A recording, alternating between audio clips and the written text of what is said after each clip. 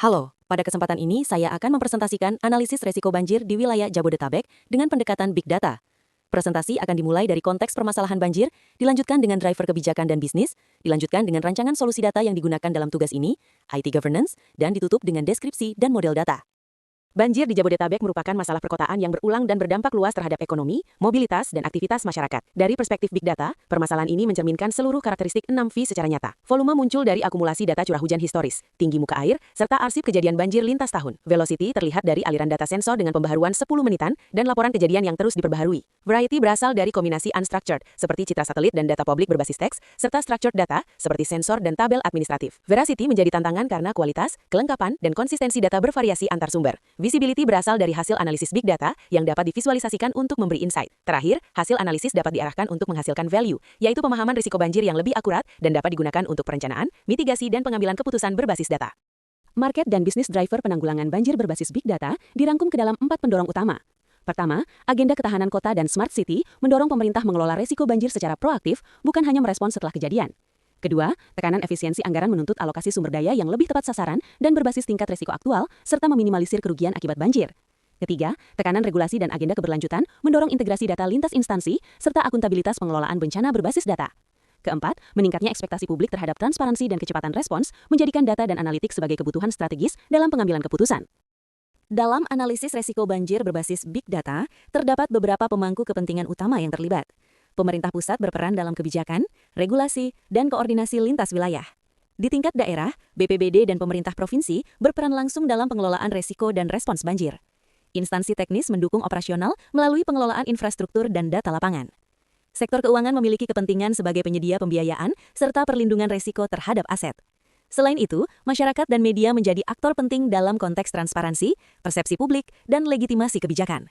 Pendekatan Big Data memungkinkan seluruh aktor ini menggunakan satu basis informasi risiko yang konsisten. Sekarang kita akan masuk ke dalam rancangan solusi Big Data. Pertama, pada lapisan ingestion, sistem mengumpulkan 5 sumber data utama yang merepresentasikan kondisi banjir dari berbagai perspektif. Pertama, data curah hujan CHIRP sebagai data lingkungan berbasis raster harian. Kedua, data kejadian banjir dari satu data Jakarta dan CRM sebagai data operasional berbasis event.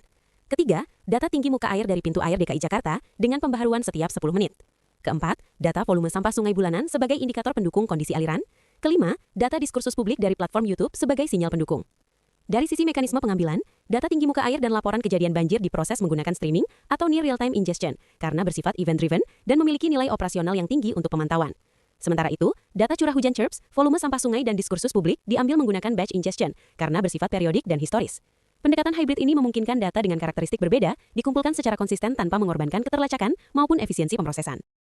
Berikutnya, pada lapisan penyimpanan, arsitektur dibagi menjadi 3 zona agar data tetap traceable dari mentah sampai siap dikonsumsi. Pertama, raw landing zone menyimpan data persis seperti diterima, misalnya GeoTIFF CHIRPs, CSV kejadian banjir dan volume sampah, serta output API atau scraping seperti JSON atau HTML snapshot, lengkap dengan ingestion timestamp dan metadata. Zona ini menjaga auditabilitas dan memungkinkan reprocessing bila aturan parsing berubah.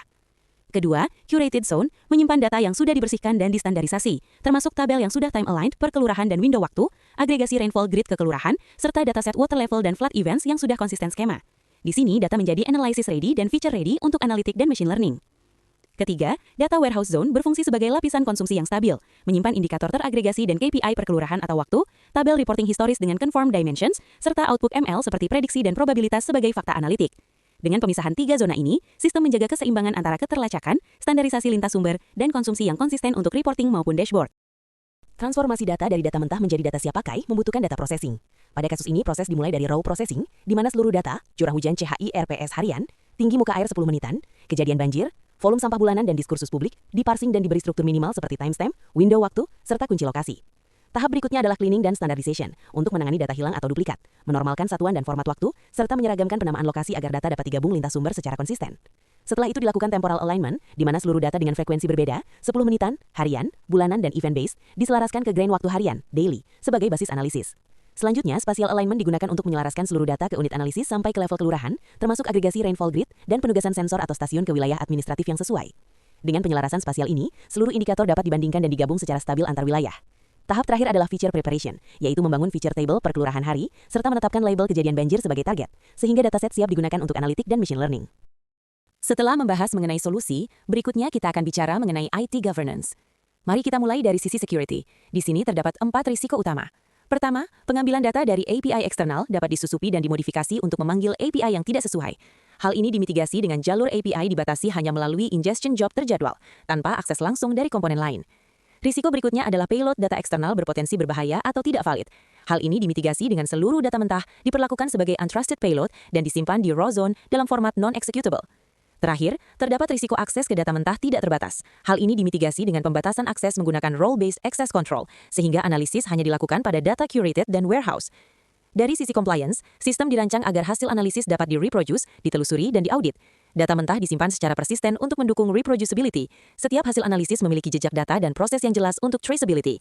Lalu, penggunaan dataset juga harus dibatasi secara eksplisit agar sesuai konteks asalnya. Terakhir, setiap perubahan logika pemrosesan dikelola melalui versioning tanpa menimpa hasil sebelumnya. Dengan pendekatan ini, sistem memastikan bahwa analisis risiko banjir tidak hanya aman, tetapi juga dapat dipertanggungjawabkan secara teknis dan operasional. Selanjutnya, tata kelola difokuskan pada data privacy dan data quality. Dari sisi data privacy, kekuatan utama sistem ini adalah mayoritas data bersifat data publik dan data lingkungan, seperti tinggi muka air atau curah hujan yang tidak memiliki keterkaitan langsung dengan individu. Namun risiko muncul terutama dari data diskursus publik dan laporan masyarakat yang secara insidental dapat memuat identifier seperti username atau identitas pelapor. Oleh karena itu, kontrol privacy dilakukan melalui pemisahan layer. Identifier hanya berada di raw layer dan tidak dibawa ke curated maupun warehouse.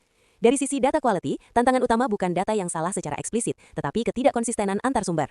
Sistem mengelola hal ini melalui penyelarasan temporal ke window waktu yang konsisten, penyelarasan spasial ke unit wilayah analisis yang sama, pemeriksaan kelengkapan data terhadap interval yang diharapkan, serta validasi nilai ekstrim berbasis ekspektasi domain. Dengan pendekatan ini, sistem memastikan data cukup konsisten dan layak digunakan untuk analisis risiko banjir meskipun berasal dari sumber yang heterogen. Selanjutnya, kita akan membahas lebih dalam mengenai data yang digunakan. Pertama, data curah hujan, diperoleh dari CHIRPS dalam format GeoTIFF raster dengan resolusi spasial 0,05 derajat dan resolusi temporal harian. Data ini bersifat grid-based dan kaya secara spasial, namun tidak langsung kompatibel dengan struktur tabular administratif. Untuk menjaga relevansi dan mengendalikan volume, data disubset hanya pada wilayah Jabodetabek menghasilkan sekitar 880 grid per hari atau lebih dari 3 juta data poin untuk periode 10 tahun. Kedua, data kejadian banjir, digunakan sebagai label atau ground truth. Dataset ini berasal dari satu data Jakarta dalam format CSV terstruktur dan dipilih versi curated karena lebih stabil dan konsisten dibandingkan laporan real-time. Dataset mencakup sekitar 10 tahun dengan rata-rata 250 kejadian per tahun, yang kemudian diagregasi menjadi label banjir berbasis area hari agar selaras dengan desain analisis.